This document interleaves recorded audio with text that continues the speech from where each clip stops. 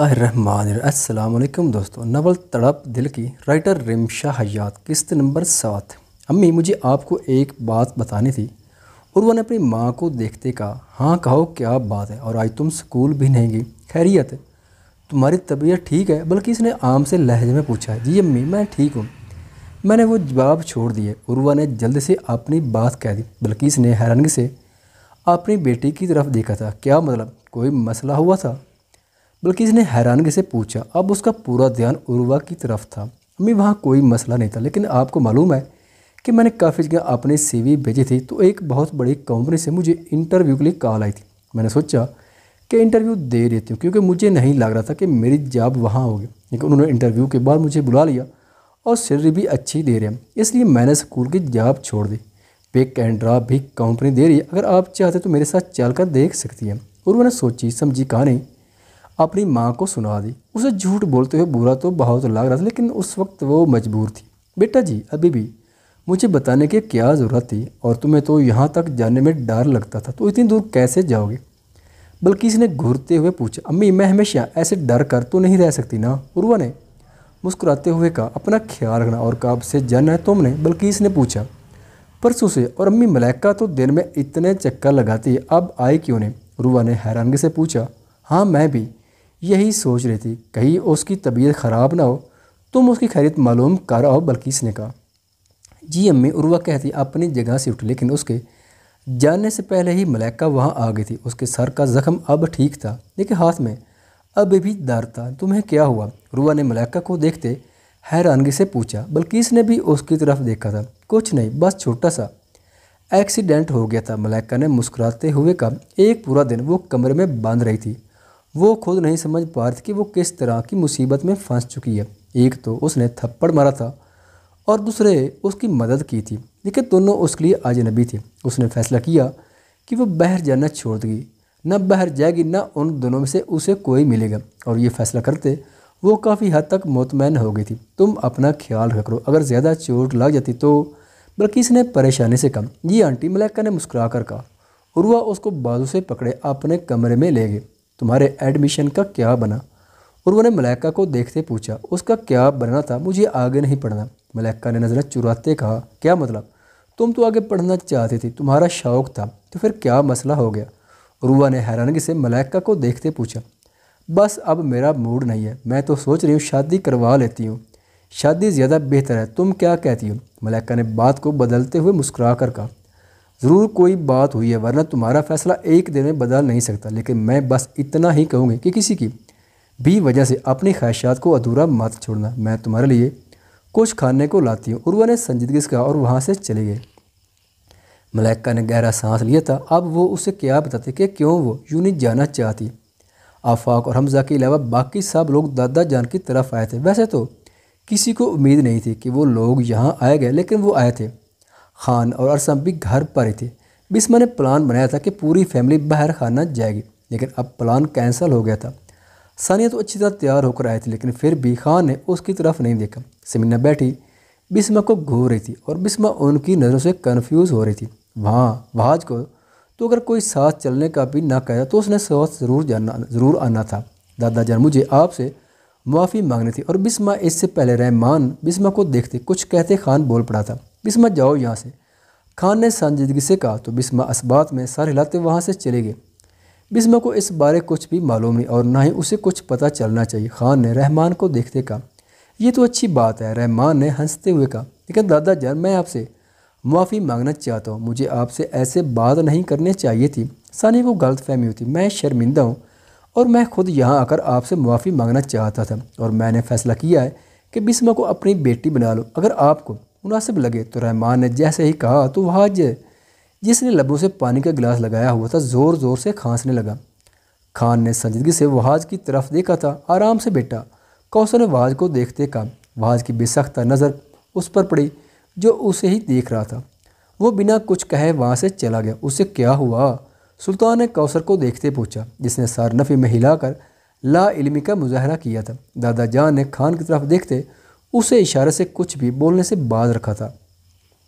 دیکھو رحمان، تمہاری بیٹی نے جو الزام لگایا وہ چھوٹا نہیں تھا۔ آج اس نے یہ کہا ہے، آگے جا کر اور بھی کچھ کہہ سکتی ہے، تم تو اپنی بیٹی کی ہی بات پر ہی یقین کرو گے، لیکن مجھے بالکل بھی اچھا نہیں لگا کہ آگے جا کر میرے بچوں کو کسی بھی غلط بیانی کی وجہ سے تکلیف پہنچے۔ دادا جان نے سنجیدگی سے کہا، دادا جان میں اپنے کیے پر شرمندہ ہوں، پلیز مجھے معاف کر دیں، آئندہ ایسا کچھ نہیں ہوگا۔ ثانیہ نے اپنے لہجے میں شرمندگی لاتے کہا۔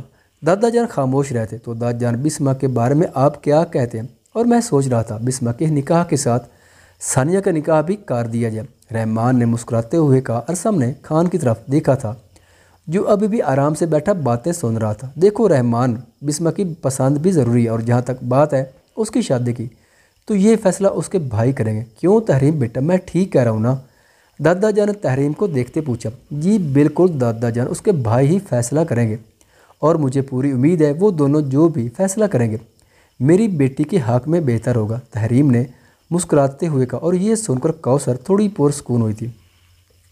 وہ اچھی طرح جانتے تھے کہ بھاج بسمہ کو پسند کرتا ہے، اور خان کب نکاح کرنا چاہتا ہے یہ وہی تمہیں بتا سکتا ہے۔ دادا جان نے خان کو دیکھتے کہا، جو ان کی چالاکی کو سمجھ گیا تھا۔ سب لوگوں کی نظریں خان پر جمی تھی۔ کھانا تیار ہے، بسمہ نے اندر آتے ہی کہا۔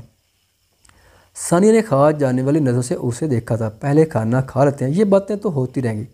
ارسم نے جلدی سے کہا۔ ہاں ٹھیک کہہ رہے ہو، سمینہ نے وہاں سے اٹھتے ہوئے کہا۔ تو باقی سب کو بھی وہاں سے اٹھنا پڑا۔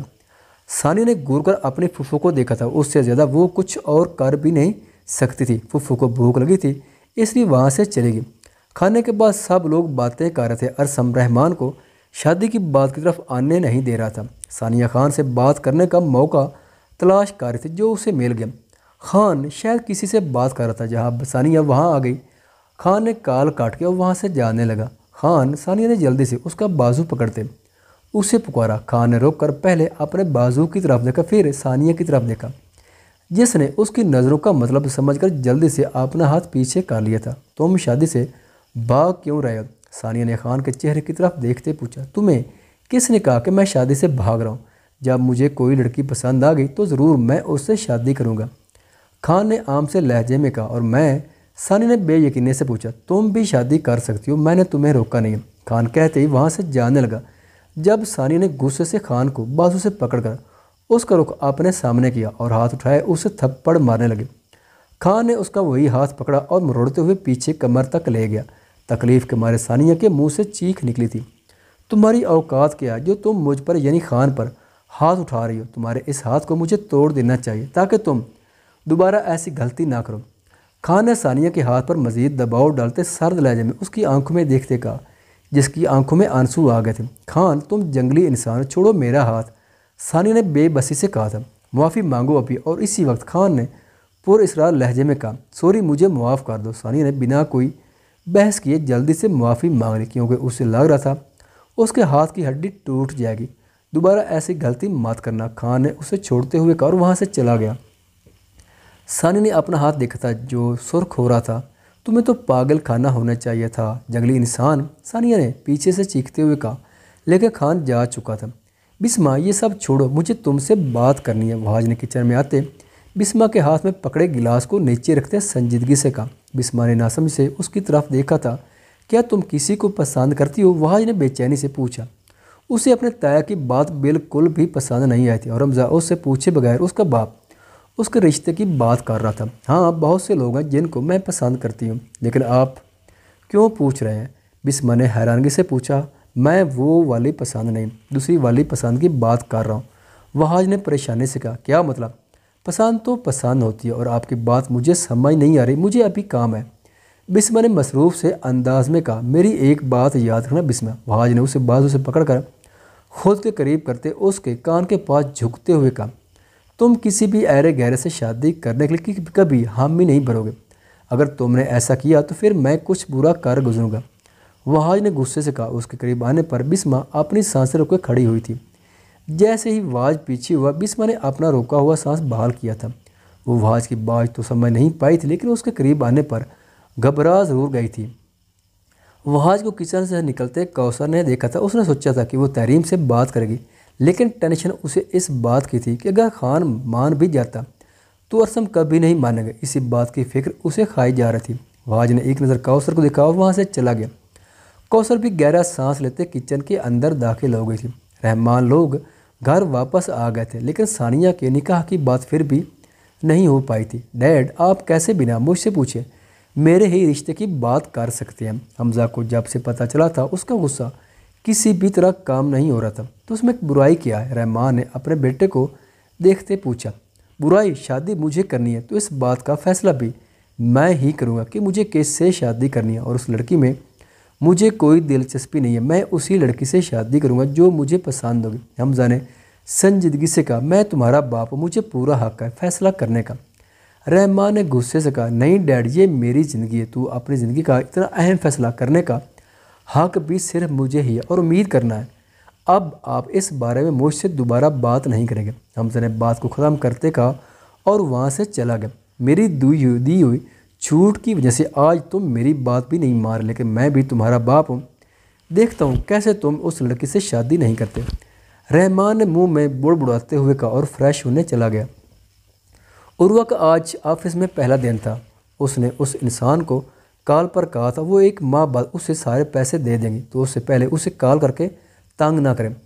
तो तुम हो सर की नई पर्सनल सेक्रेटरी? उसी लड़की ने उर्वा को देखे था जो उसने ऑफिस में उसे मिली थी। वैसे तुम में सेक्रेटरी वाली कोई बात नहीं, फिर भी सर ने तुम्हें अपने सेक्रेटरी रख लिया। उस लड़की ने उर्वा की सादा सी शलवार सूट को देखते तीखे लहजे में कहा, क्यों यहाँ सिर्फ वही लोग काम कर सकते हैं जिन्होंने वाहियात कपड़े पहने हों? और उन्होंने उल्टा उसके कपड़ों को देखते संजीदगी से कहा, जिसने सफ़ेद कलर की तंग शर्ट साथ ब्लैक कलर की पैंट पहनी हुई थी। तुम उससे पहले?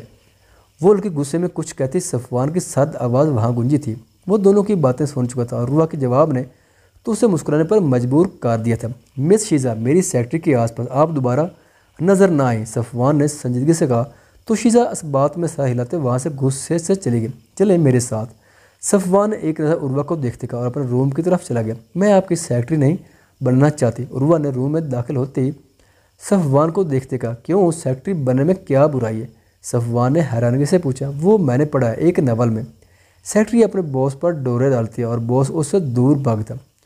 दूसरा बॉस अपने सेक्रेटरी को पसंद करता, वो उससे दूर भागती। और कुछ तो सेक्रेटरी अच्छी भी नहीं होती। उर्वा ने परेशानी से कहा, वो खुद नहीं जानती कि कितना फजूल वो बोल चुकी है। सफ़वान के चेहरे पर हैरानगी के तस्वुरात थे। मुझे लगता है कि आपने बहुत ज़्यादा इस किस्म की कहानियाँ पढ़ी हुई हैं, इसलिए आपको इतनी मालूमात है। सफ़वान ने अपने कदम उर्वा की तरफ बढ़ाते संजीदगी से कहा, नहीं मेरा वो मतलब नहीं था। उर्वा ने सफ़वान को अपनी तरफ आते देखा तो परेशानी से कहा, मिस उर्वा, आपके सारे खदशात दुरुस्त भी हो सकते हैं और नहीं भी, लेकिन हमारी बात अलग है। तो जैसा आप सोच रही हैं ऐसा कुछ भी नहीं होगा। मैं आप पर कभी फ़िदा नहीं होने वाला और आप भी मुझ पर दौड़े मत दौड़ डालिएगा तो सब कुछ ठीक रहेगा। और सफ़वान ने उर्वा के दाएं जानिब हाथ रखते गंभीर लहजे में कहा, अगर आपका दिल मुझ पर आ गया तो फिर मैं कुछ नहीं कर सकता, ये आपकी गलती होगी। मुझे आप इस बात का इल्ज़ाम नहीं देंगे। हमारे दौरान एक कॉन्ट्रैक्ट हुआ है तो बेहतर यही कि हम दोनों प्रोफेशनल की तरह काम करें। सफ़वान ने उर्वा के होंठों पर नज़रें गाड़ते हुए कहा, तो प्रोफेशनल में बॉस अपने एम्प्लॉय के इतने करीब आकर बात नहीं करता। उर्वा के जवाब ने सफ़वान को लाजवाब कर दिया था। बिल्कुल ठीक है, मैं कुछ ज़्यादा ही करीब आ गया था। चलें आप काम पर लग जाए। मेरी सेक्रेटरी आपको बता दे कि आपको क्या कुछ करना है। 3 दिन तक वो आपको सिखा देगी, उसके बाद वो चली जाएगी। काम में किसी किस्म की कोताही को पसंद नहीं करता, तो आप कोशिश कीजिएगा कि कोई गलती ना हो। सफ़वान की टोन एक सेकंड में तब्दील हुई थी। वो पूछना चाहते थे कि क्या उसकी वजह से पहले वाली सेक्रेटरी को निकाला, लेकिन सफ़वान का मूड देखकर उसमें पूछने की हिम्मत नहीं थी। इतने में सफ़वान की पहली सेक्रेटरी भी वहाँ आ गए और उर्वा को वहाँ से ले गए। सफ़वान रुख मोड़े खड़ा था। मुझे खुद को कंट्रोल करना होगा, सफ़वान ने मुँह में बुड़बुड़ाते हुए कहा। ख़वातीन हज़रात, वीडियो देखने का शुक्रिया। अगर वीडियो पसंद आए तो चैनल को सब्सक्राइब करें और साथ ही बेल के आइकन को लाजमी प्रेस करें ताकि आपको आने वाली वीडियोज़ के अपडेट सबसे पहले मिल सकें। खुदा हाफिज़।